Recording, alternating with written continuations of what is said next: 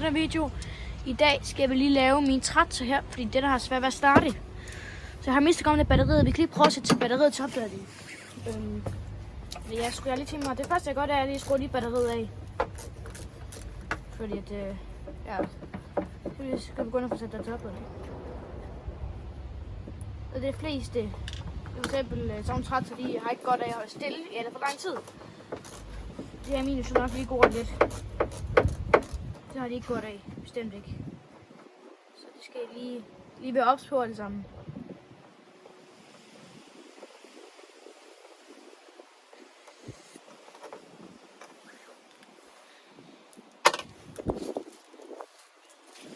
Ups. Så har vi batteriet ud. Her har vi så batteriet. Så går det næsten til tørrbladning her.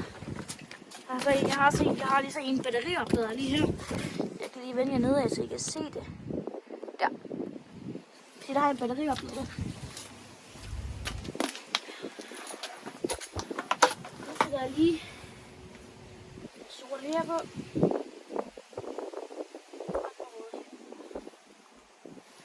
Sådan der. Så bliver den lige til tørrbladning.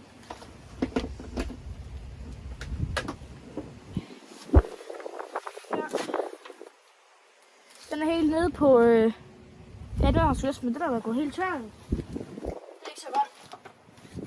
Næsten helt tør, ja. Og så en anden ting, vi også lige skal kigge på i dag. Hvis jeg også har nogle problemer med at starte jeres traktor her.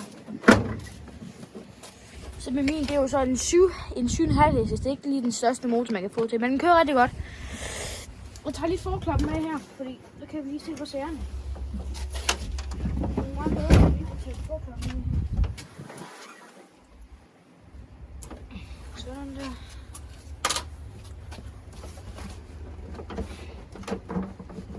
Sådan der.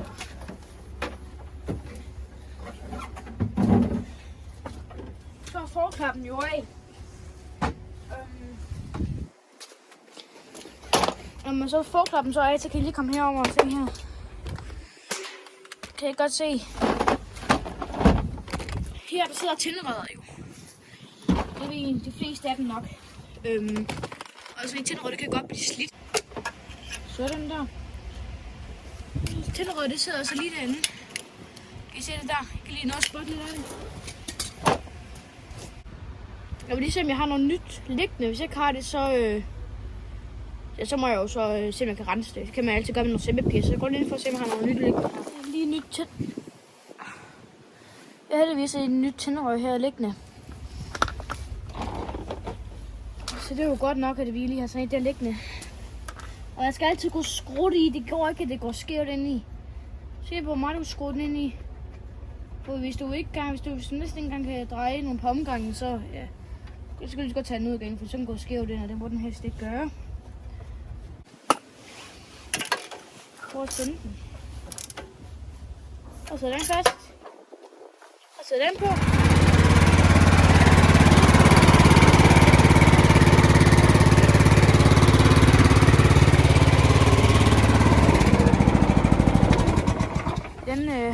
Den kører jo godt på den, men tak fordi I så med i den her video her, og så husk at like den, og så gå lige ned og følg mig, hvis I ikke allerede har gjort det.